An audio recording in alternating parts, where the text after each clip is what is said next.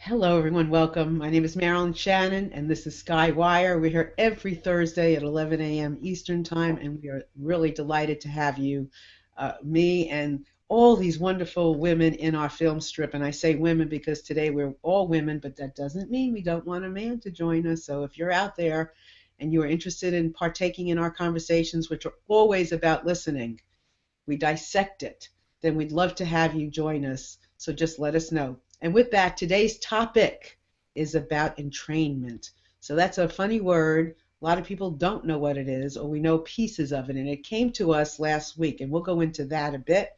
We were talking about a pause, and all of a sudden we realized, oh my God, we're all in the same place. And we listened for it, and we heard it. We got the message. So I'm going to welcome each of the ladies in our film strip, and they're going to tell you a little bit about themselves and something extraordinary that happened to them this week, and then we'll get on with the show. And we welcome all of your comments. You're all part of the show. We want to hear from you, even though you can't fit in this film strip. You're here with us in this energy, and we're in training together. So with that, let me welcome Heidi. Good morning. Good evening, Oh, it's night here. Good morning to you. how are you? I'm in Italy and I'm Heidi, as you said, and I'm, coach and all these things. But the most important thing this week, which I had, was really a big step in learning and in overcoming problems. And I did it also by listening to myself, because yesterday I had my first episode of the new show, The Wisdom Factory. And on Tuesday I found out that everything was out of place. The green room didn't work, the shares didn't work, nothing did work. And so normally I would have been in panic. And this time I said no, and calm, and listen to the body, and I found people who helped me. And at the end, yesterday, we were able to do the show, And for me, it was really a big achievement, a celebration to not enter into panic. Probably I would have entered into panic if it had happened half hour before the show. But fortunately, there was some intuition told me, try it out. And so it happened the day before, and enough time to fix things. Perfect. Well, that's part of life, isn't it? Can't plan Mhm. it all. It's got to kind of roll with it. That's good, Heidi. That's a good lesson. Thank you. Elaine. Funny Elaine. Good morning, everybody. Hi, I'm Elaine Nieverding from Bel Air, Maryland, hostess of the Holy Shift Show, but mostly just glad to be finding myself in environments where there seems to be a resonance, a common interest, a value, um, but feelings that somehow connect. And that's what we're going to be exploring today, the, these vibes that draw us, that connect us in, and that help us seem to feel even better and even more connected. Cool. That was great. Thank you. Because we do want to talk about this, but we want to talk about these things on a human level so that we all can reach some understanding. So I appreciate that very much. Thank you. Gail. Gail and I had an interesting week. Oh, that was going to be my highlight. Hi, everybody. I'm Gail Harris, and I'm delighted to be here. I am a writer and an author, and the highlight of my week this week was being on Marilyn Shannon's show Breaking Free, talking about my new book that just was released that I co-authored, entitled Finding Zoe. And I felt that we were very entrained in the conversation, if that makes sense. Yeah. No, it does. And I think everybody, once you get a good handle on what we're talking about and how and where entrainment comes up, that's what's so interesting about the show. We talk about a word, we focus on an idea. And for me, I see it constantly then during my week, before and after. It starts to play a big role in how I grow. And it's really interesting because this week entrainment was the word. And Gail and I really did. And then I realized, oh my God, what Gail had done with her book was entrainment. So we'll get into more of that, but it was really cool having her on my other show. Katrina, how are you? Good morning. Hello. Hi. My name is Katrina, and I really do have a passion for helping bring out that super creative, juicy side of people. And the highlight of my week was that I had a lot of different clients come to me and say how they had progressed or were grateful for the support that I had provided them over the last couple weeks. So, and the great part was it was a mix of between my writing clients and my coaching clients and also my intuitive clients where I use my empathic skills to help them. So it was kind of nice. I got that nice balance, and the universe was showing me gratitude, and I appreciated that quite a bit. That is really nice when the universe shows you gratitude. How does it show you gratitude? It just shows up in little ways when you're not expecting it. A little email saying thank you so much, or a client saying, wow, I feel so much better this week, because especially if they're going through a transitional time and they're really chaotic, and then you spend time with them and there's an inner calmness. Mm-hmm. You know, it's just, you see that transition and that change. It's really wonderful. It is wonderful. And then and when you listen, because that's the only way you can notice it, and then to activate appreciation and gratitude back, there's that flow. Yeah. Yeah, cool. Thanks. Mm-hmm. And Marguerite, hi. Hi. Well, Katrina, you and I, we had the same event happen. I had a client. I'm Marguerite Crystallotis, by the way, and I'm sort of out of the box nuts in the healing field, and I work with crystals and all kinds of things. And this week I was creating an image, an art image for a client for her mind training, and she had we had a private session with that, and then I got to really feel what her intentions were, and then I created that mind tool. It's an image, and it had to do with fire. So when I finished it, I was sitting by the fire and just felt as my client, and then could actually transmit it into the piece. And then I took a video of that in front of the fire so that she could see it, and I was a little worried actually that she's gonna like it. Is that two-way out, or and I'm getting into the fear loop there.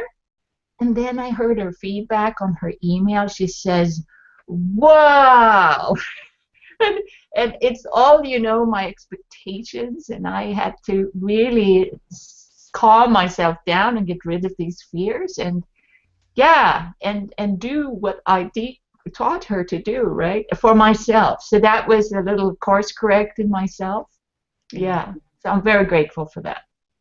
I love it when things like that happen, and I find myself, even like what I say, listening to my own advice. I listen to my advice when I'm sharing with clients, and then when it comes into my life, it's like it makes me kind of giggle. And I had an experience this week where we had an event. One of the groups that I am co-founder of, we did an event called What's Trending, and we did it at a beer venue. We had 2 insightful presentations about generations working together. We did several different things. We had a drum circle, and something wasn't working out right, and I wanted to kind of in a moment lose it. But somehow the power of something bigger, and understanding that there is when you can't control something, you can't control it, and you just have to kind of let it be. And I did, and it all just worked out beautifully, and everybody got along, and it was great. So it was it's been an interesting emotional ride this week. I can tell you that much. So I want to get into this conversation of entrainment. And what does it mean? It sounds like a big word. It almost sounds on some level a bit ominous and scary, but it isn't. And I think there's a lot that we can confer about. And so I wanted, first, Katrina, you said very simply when we opened up, you gave a great definition of it as far as you can see. Well, how did you describe entrainment? To me, in my experience and definition, if I was going to put it simply, is that it's energy matching energy, sort of like a tuning fork. So you've got one that's resonating at a certain frequency and the other one matches it.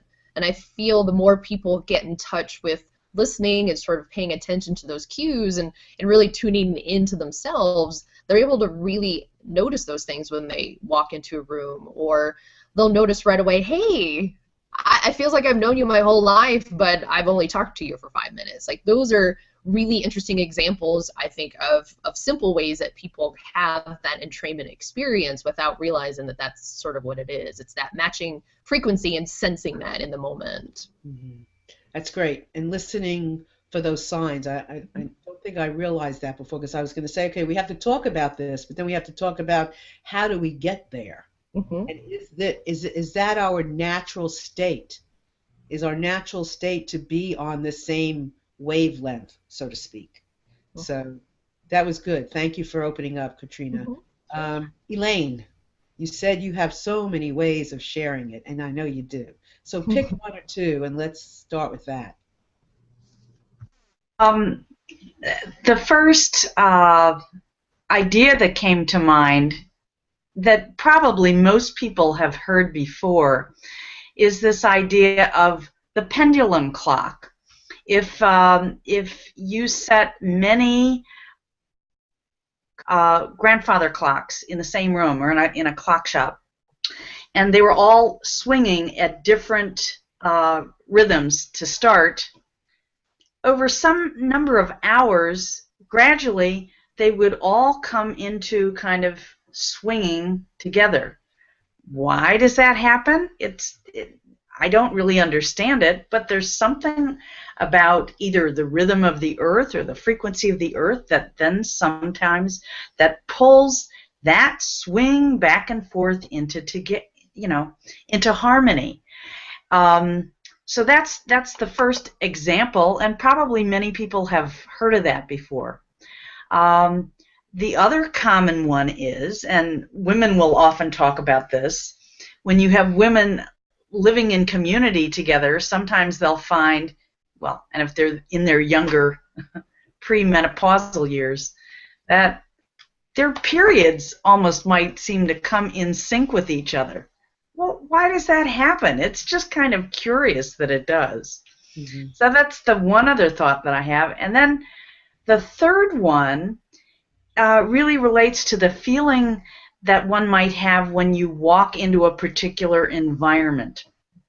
I've heard so many people, and I've had the experience myself, of walking into like a famous cathedral. And you walk into that space, and there just seems to be an energy there, a presence there. And it might have been that the intentions of the people over the decades or the centuries of to be in a place of peace, or to be opening up to the experience of connecting with God, however they feel that intention that's brought to that space again and again kind of creates an energetic field that people just kind of feel when they walk in that space. So to me, those are all kind of examples of things kind of coming into harmony, and we either see it visually or we might feel it.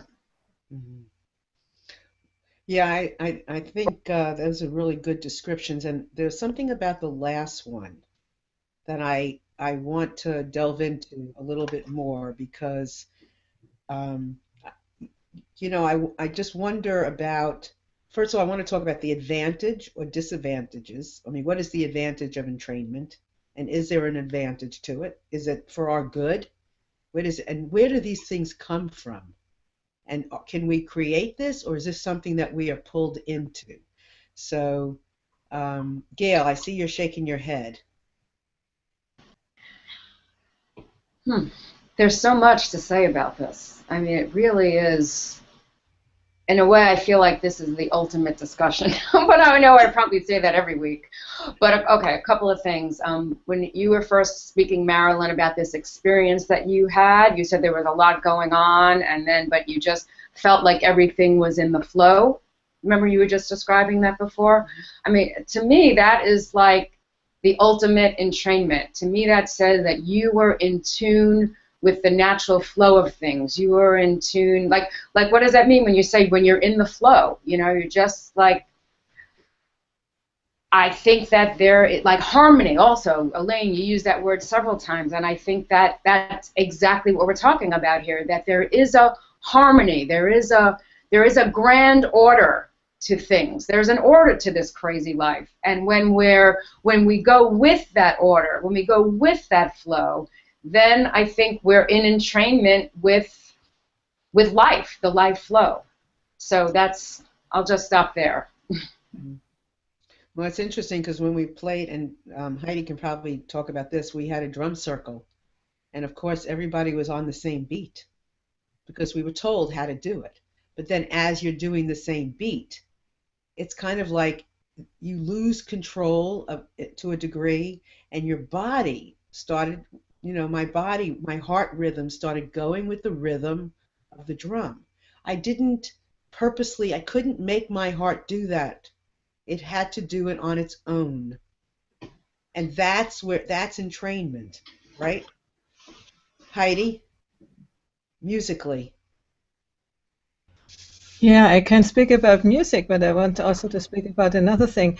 In music, for me, entrainment would be when, for instance, I have a concert with a pianist, and we know when we begin, we know when we end, we know, without even looking at each other. This is the good experience. There are also accompanied people who are not so good. But when you have a good connection, this happens. Or for instance, when we do tuning, singing tones and go into listening and into the meditation mode, normally it happens that everybody stops at the same time without anybody saying, now it's the end. It's just a feeling of, I don't know, it's an intuition. And you said you don't know where it comes from, but as far as I know, this quite well studied in physics. There's the vibrations that they attract each other and become unified. This seems to be a universal thing of our world. But what I wanted also to say is, you said, can we learn that or can't we? And I think we can. And to really create this, what we would call the V space in other places, we need the willingness of everybody to go into the deep listening and go into that, because only one person who is completely in another space can make it really difficult or even ruin the whole community of synchronicities and synergy. And there is a very interesting process. It is called the U process, where they use for decision finding and also for bringing people together who otherwise would be enemies. By listening, there must always be the willingness, but it can happen that people begin to see each other's perspective and to feel each other's pain. And from there can be created, coming out of the you, can be created something in the real world which is a progress, which can create peace. So these are all the things I would like to tell about. This would be very interesting to inquire this. You can find it for sure. It's called You Process by Otto Scharmer. And it's exactly what we are talking about. Mm-hmm. That's brilliant. That was great. Yeah, I think there's a lot to discuss here, and we're getting bits and pieces, and then we're going to put it all together. So, or not just bits and pieces, we're getting chunks.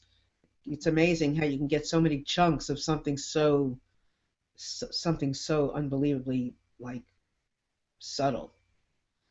Marguerite, what do you think?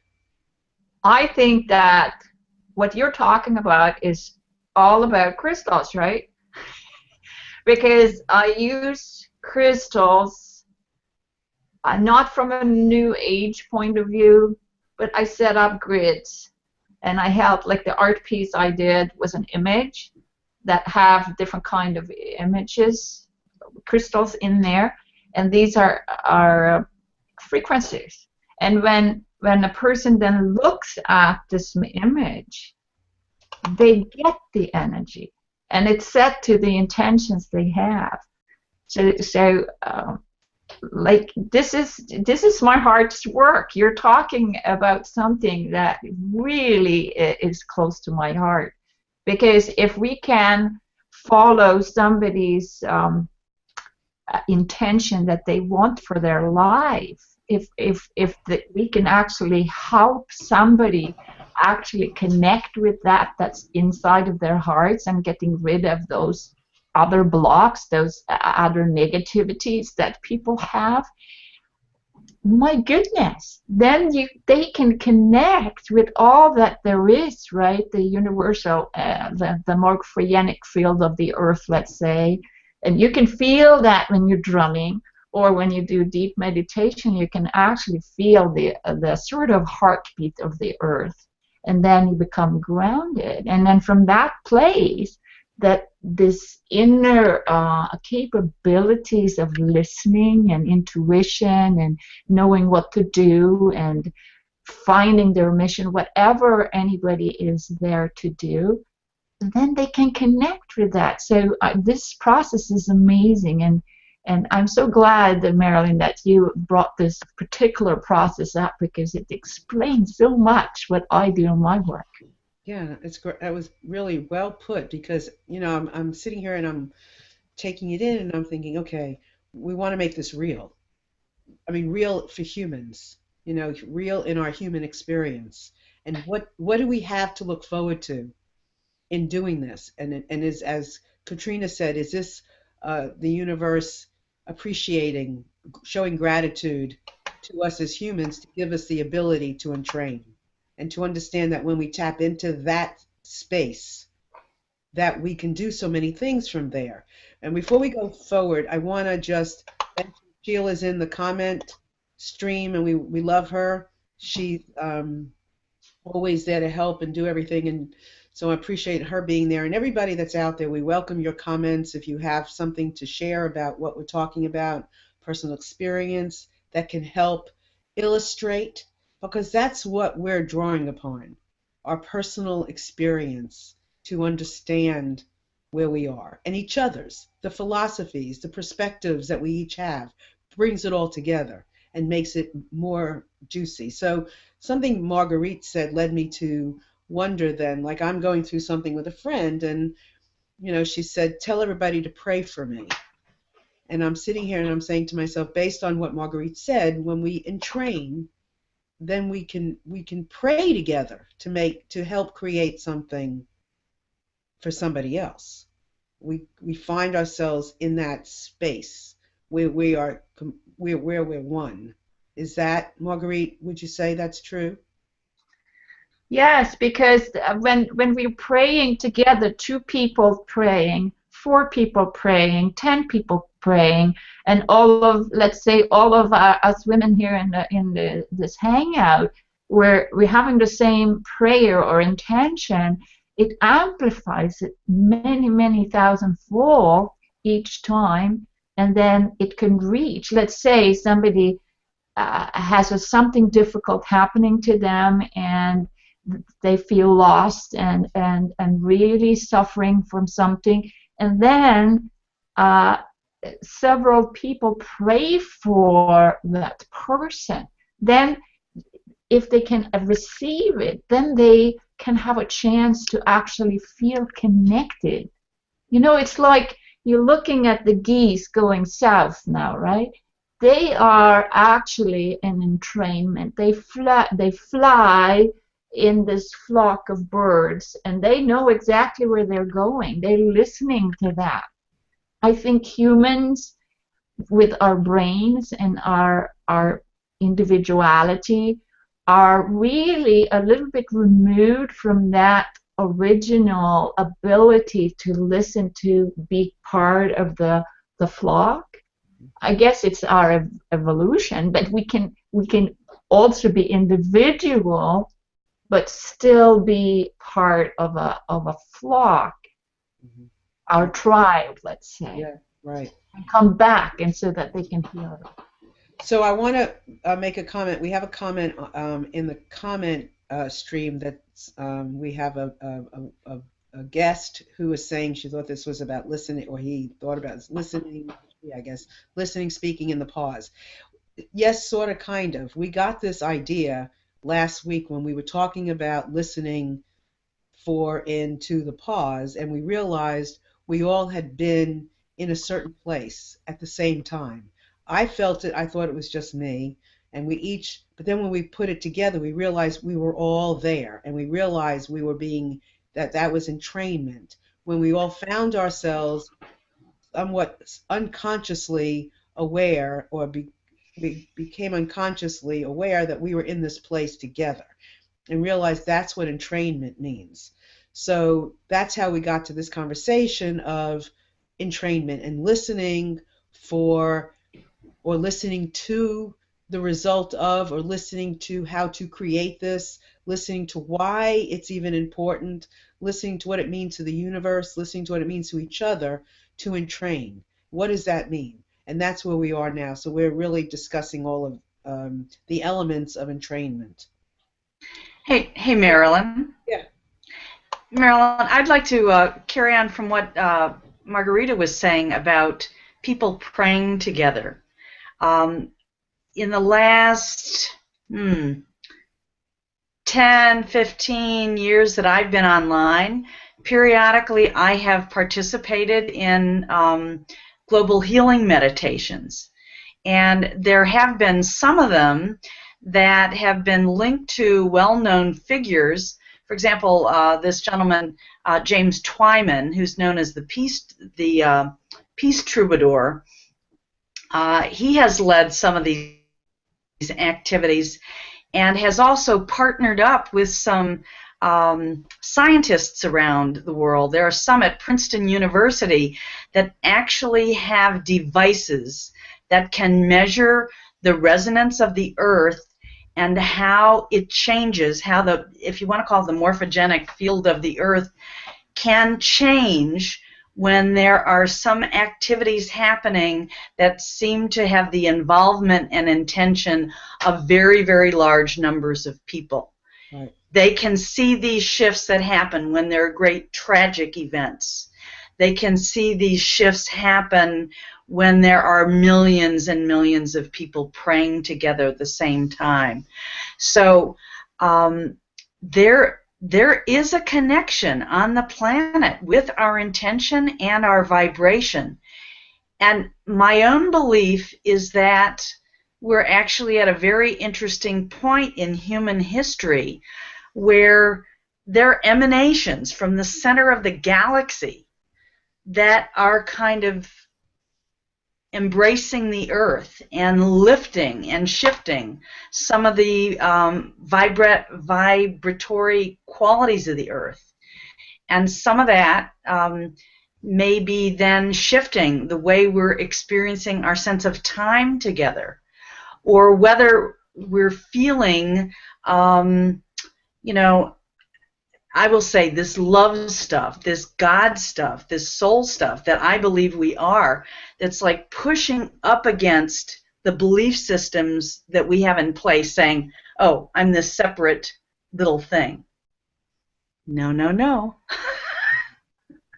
We're all connected, and, right. and we're getting this feeling impulse to wake up to some of those greater truths. Thank you for bringing that up. Thank you for bringing it up, and we're going to talk more about that, because which is what we're going to talk about next, the benefit, the power of entrainment. I think we've discussed what it looks like. Now let's talk about what we can do with it and why we need to use it. But I saw that Heidi had a comment. So Heidi, you want to put that back up?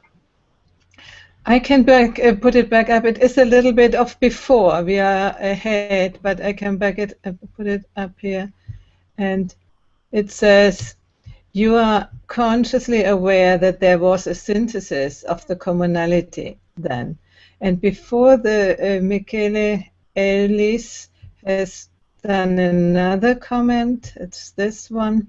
Animals have instincts accompanied with intelligence. We have that also. We need to listen to the instincts and trust. Yes, exactly. And and the listening lets us know that we're there. The listening helps us go there. The listening helps us know what to do when we're there and what to do with it. I mean, so the listening is so responsible for so many things. And one of the things that Gail brought up was very true. There's this global coherence project, I think, was something that Elaine was talking about, which happened at 9/11.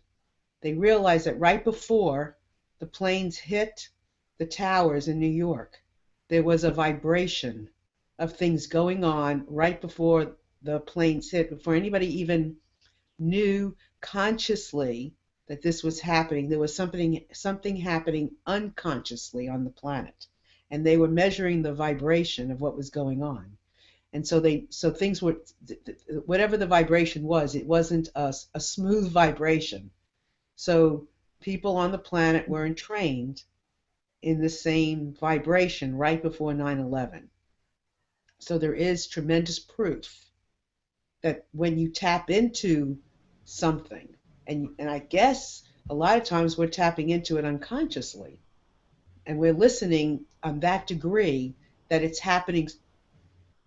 happening beyond our consciousness. That's when we tune in.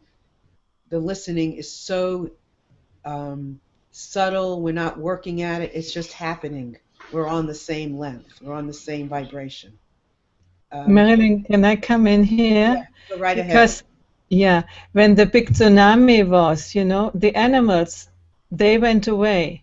And we people, we have so suppressed this way of listening, of becoming aware. People didn't go away, and they were killed by the waves in masses. So I'm agreeing with Michelle, I don't know, excuse me if I pronounce it wrong, your name, that we have these capacities too. But our conscious mind has sort of overridden them. And what we are doing here and in other places is to re-educate,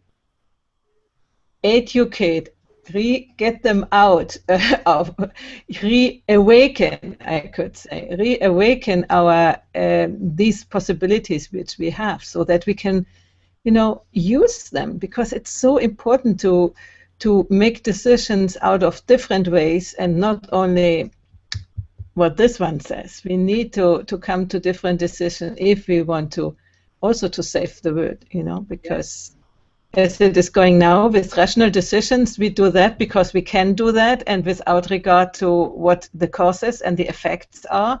I mean, what it causes, what the effects are, like, cutting down all the wood, or fracking, which is a horrendous thing. All these things, it is a mind decision. It is not listening, not to oneself, not to the earth, not to anything. So we really need to be a sort of pioneer group, and I think we are that, to reinforce this capacity. And as we said before, the more of us we are doing, the more this possibility grows and can influence what is going on.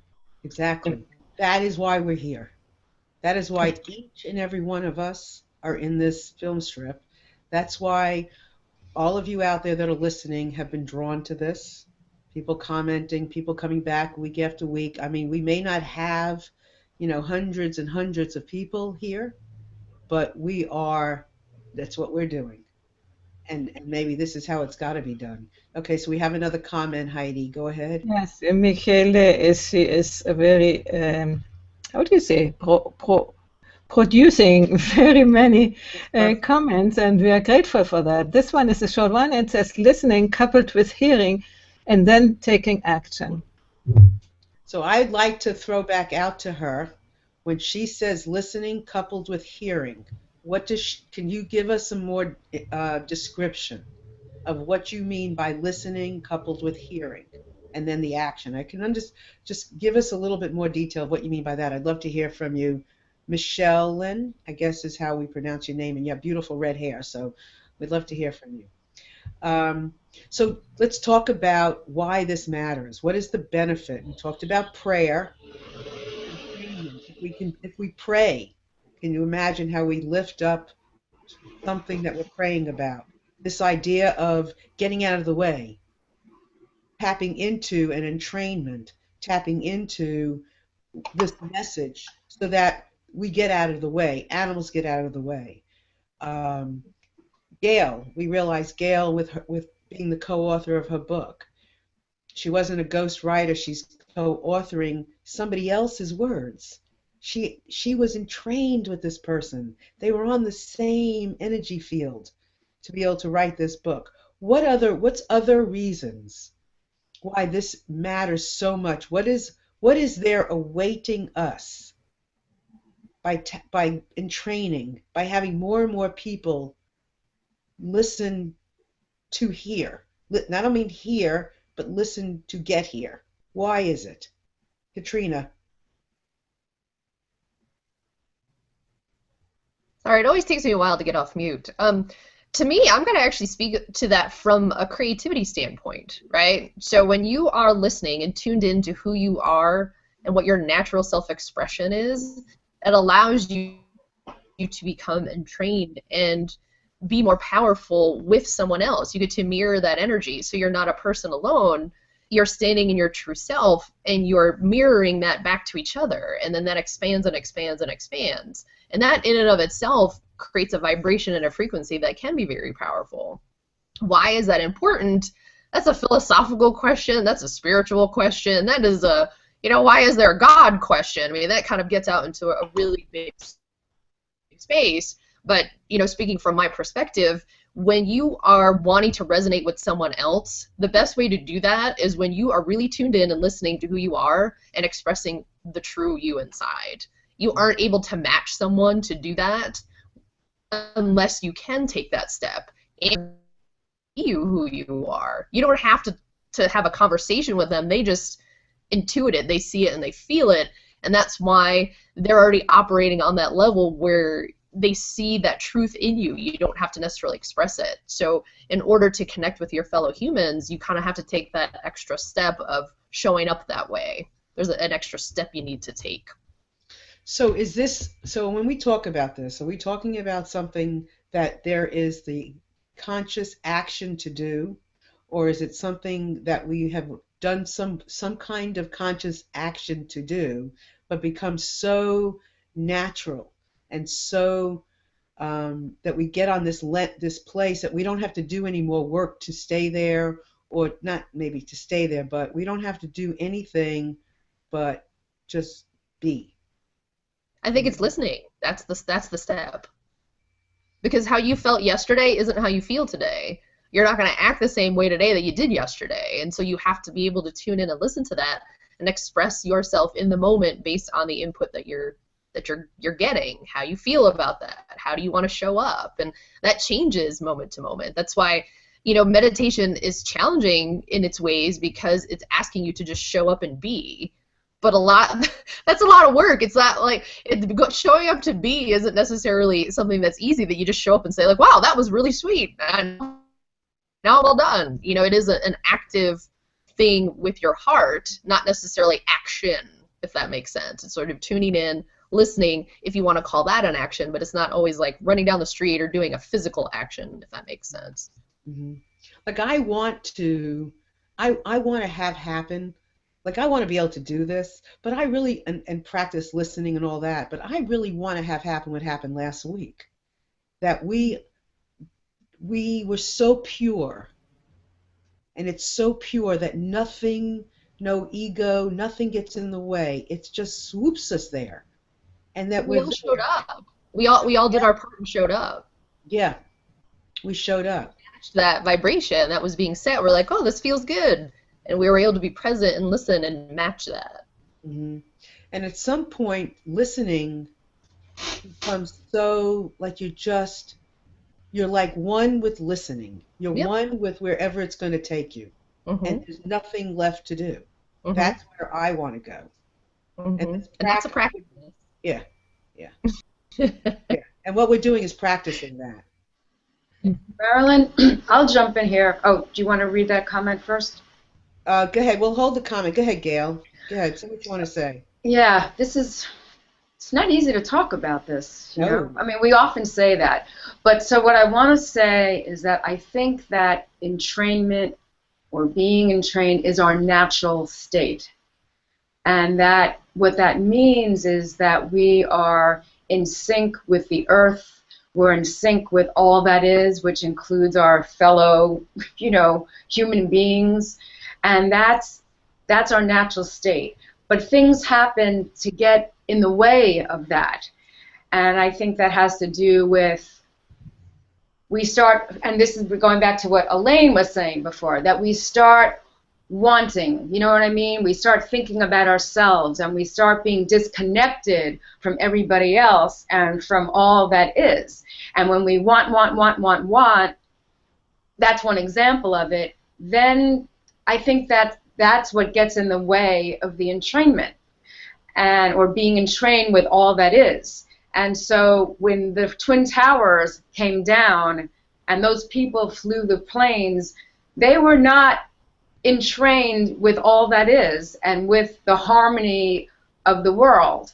And I think that if we're not entrained, which is our natural state, but it does take work to be entrained, because in a way we're really taught all the time not to be entrained. You know, we're taught, we're not, I mean, how often do you hear, you know, we can come here and talk about listening and how important it is, but you know, you just go on TV and, you know, the way society is these days, we're taught not to be entrained, you know, to get out of sync.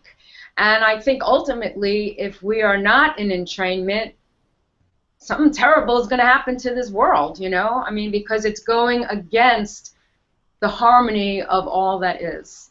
Did that make sense? Yeah. I couldn't say that the people on the plane were not entrained, because I don't know how they were at the time. You know what I mean? They could have accessed something in the in that second where they could be both. They all could have been in heaven by then. I have no idea.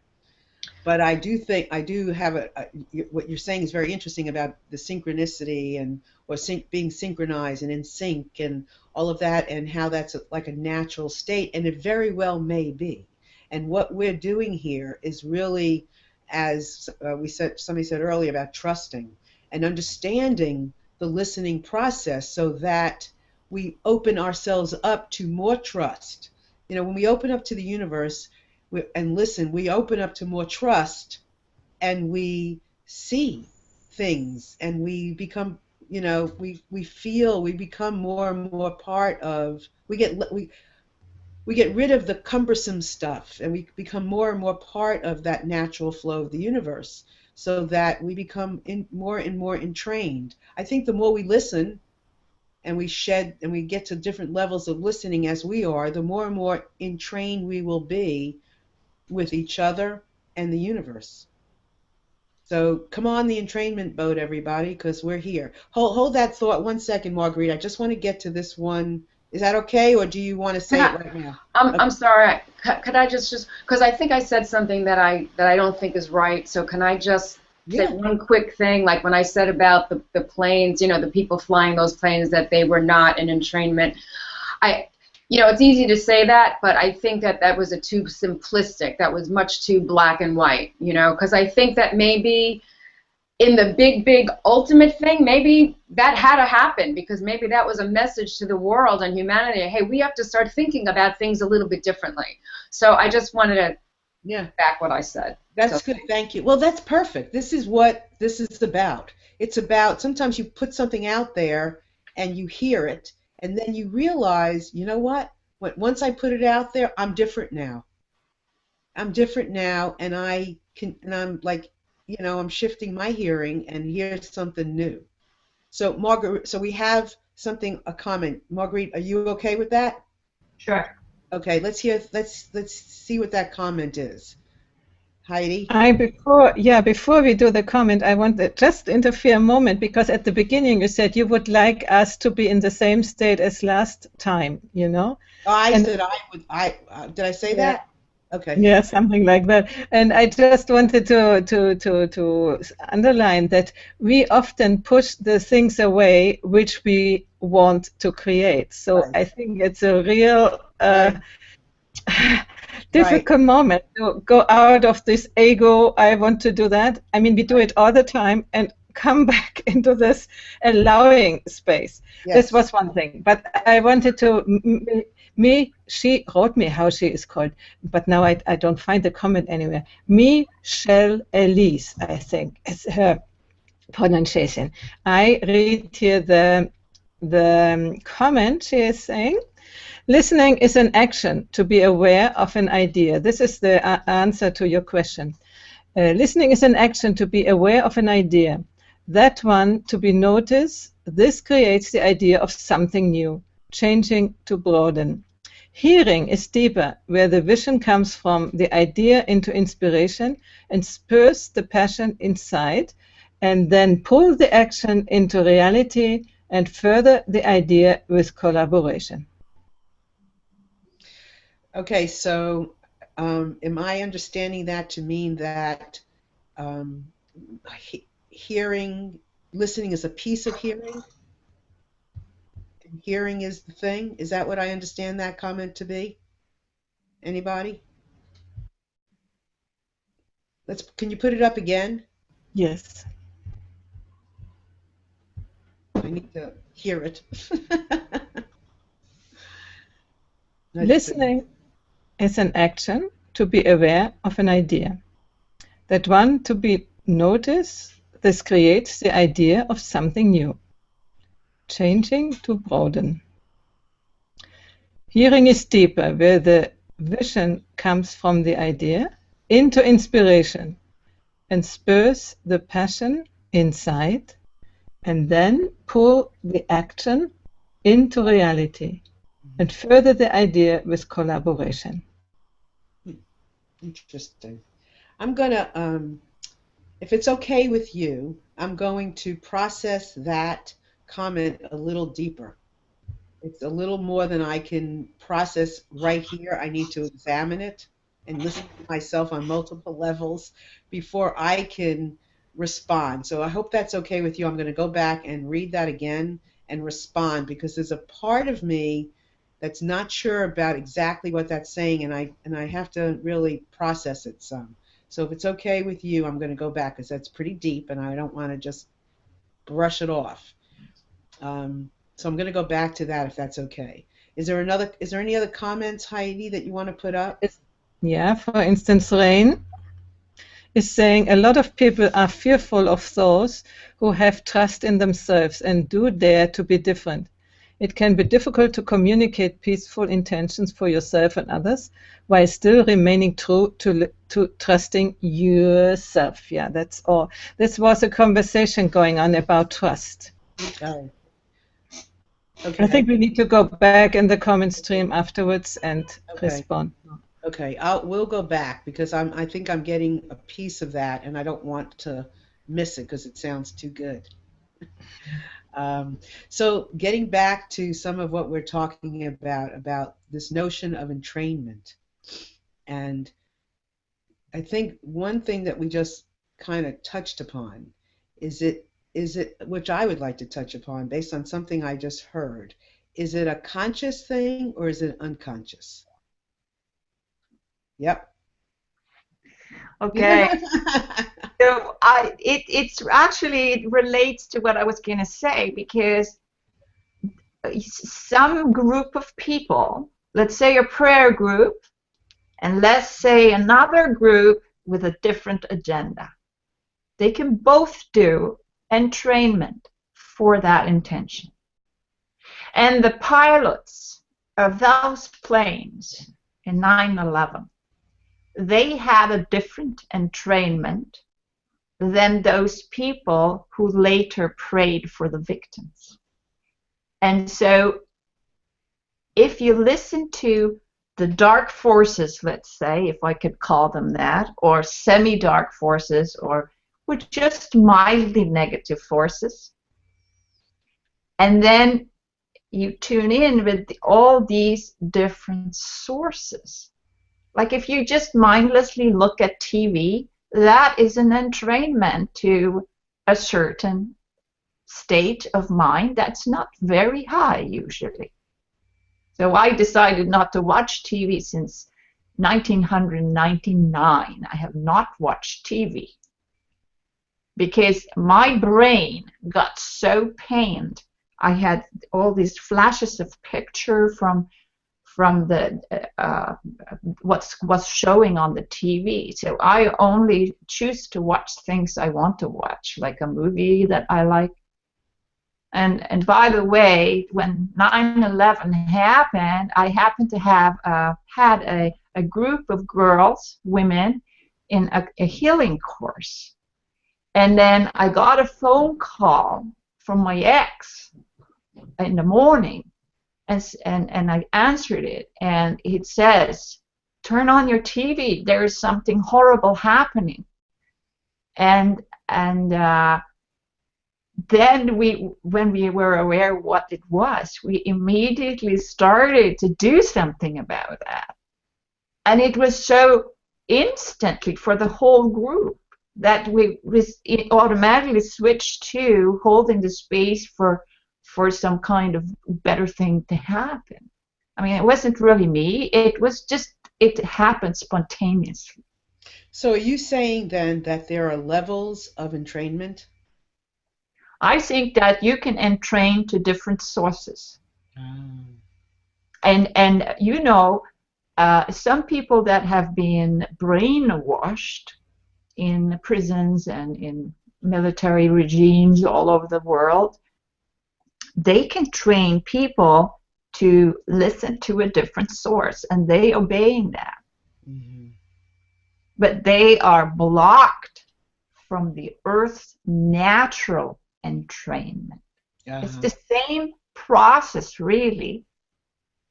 And so if we remove our blocks, our emotional problems, traumas, then we are able to listen. So that's my passion, and that's my mission, to actually help people with that. Mm-hmm. This is very interesting, isn't it? This is really interesting. Certainly, can you feel the calm that happened just now when you said that? Yeah, it's very interesting. It's like a vibration. So you want to tune into. I want to bypass, if I can, the not healthy vibrations. I want to get to the universal vibration. I want to get to the heart of it. You know, just like I want to get to the highest vibration of entrainment. Just like I want to get to, I want to get my listening, the highest vibration of listening. And maybe at some point you stop even, it's not even an action anymore. It's just a state. Woo!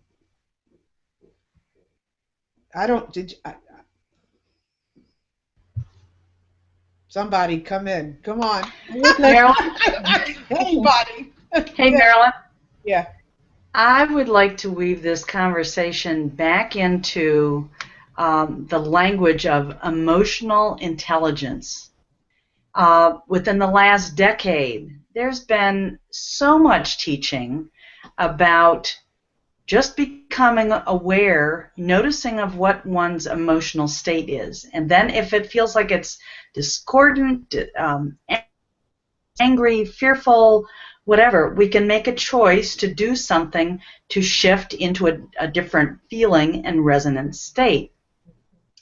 This links back with what Gail was talking about, global coherence, and the picture, Marilyn, that you put up, which was in the space holder for, right, for the play screen on the event, and it showed people with these, these radiating structures around, and that graphic I've seen most similarly used with the HeartMath organization, who since the late 1990s at least have been teaching, a very simple and systematized method for when you notice you're kind of off, making this decide to shift, bringing the attention to the heart, doing some focused breathing, and really calling back into your mind and heart and feeling a good feeling state. Right. And breathing in that. And the Heart Math organization found that heart rhythms change. They move into a coherent state when we choose to do that kind of activity. Elaine, let me interrupt you just a second. I don't want. I think what you're talking about is great. A lot of my work I started because I became a heart math provider. So wow. Yeah, so I know exactly what you're talking about. You're right. And when we go there to that state of coherence, we're all there. But hold on, I don't want to interrupt you, but we're getting to the end, and I do want to interrupt you because I want to go with Katrina, and then I know that Heidi had something to say too. So go ahead, Katrina, go.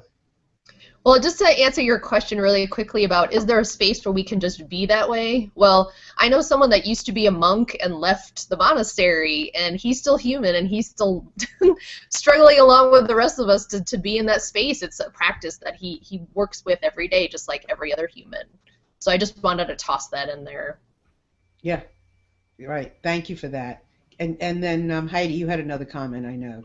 Yeah, I wanted to say, I think we cannot produce that consciously, but we can prepare the field where this then, as an act of grace, can happen. Act of grace, did you say? Grace. By an act of grace, that it can happen, but we have to, we have to plow the field, and we have to put the seeds, and we have to do all these things. But if the plant grows well or not, this is not our possibility to decide and to make it happen. Exactly. There's some other force. Right. You can't control it. Right? So this has been fascinating, and I'm sure we could continue this conversation because I can't remember. All of our shows go so well, but this one went so fast. So I know that there's all kinds of comments and things going on, and I would love for all of us to go there at the end of our show, if not today, right afterwards, because everybody's got stuff to do. But soon hereafter, we will be commenting. I will go and I will comment on a lot of these things, and there have been things that I really want to thank everybody for addressing and for being here. And some of it was deeper than I could just do in that moment, or that we all can do in that second. So I will go back. But in closing, which one of you wants to take a shot at closing really quick, because we're almost out of time? Who wants to go into the closing? Gail? Yeah. Yeah. I'll just say really quickly that to answer what you asked before is maybe it's just a state, and I think it is. I think that entrainment is a state of being, and that we either can allow it or resist it. Yes, and I just catch a word here from Michelle Ellis, which I'm hoping I'm pronouncing correctly, but if I'm not, forgive me. But a conscious choice. And we do have a conscious choice in whatever we do.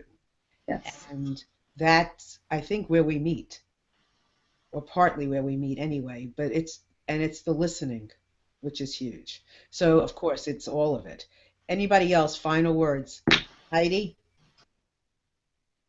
Final words. We need to plow the land and to work on it so that it can happen.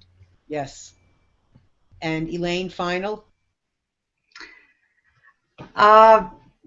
Choose to get back to the heart and breathe, and that will create the field around you that will bless others and things that you can't even imagine. Right, and maybe it's that field where entrainment can come from. Katrina? When you tune in and listen to that true creative voice inside you, everything else just kind of flows naturally. That was beautiful. Marguerite? Wow. I don't know what to say because I feel so good, and I wish everybody feels this good as I do now, because it's like doors are open and it's the energy is flowing. So I want to really thank you, Marilyn, for actually doing this topic today. It's the heart space for sure. Thank you. Well, thank you very much for being here. Thank you all for listening to us and partaking, because it's listening is an action. And I appreciate all the comments. And as I said, I may not get to them right after the show. We may not get to them right after the show, but we will. And we welcome all of you back. I don't think we'll be here next week because it's Thanksgiving here. But the following week, definitely, we will have another show. I have no idea what it'll be about. If you have any suggestions, please let us know. And with that, I will be commenting back. Please feel and comment back to me and connect with me and any one of us anytime, because we want to continue this conversation and make it bigger and juicier. And maybe it's about making it smaller. I don't know. I don't know. I just know I'm in it for the long haul. And with that, we love you all, and we'll see you soon. Bye.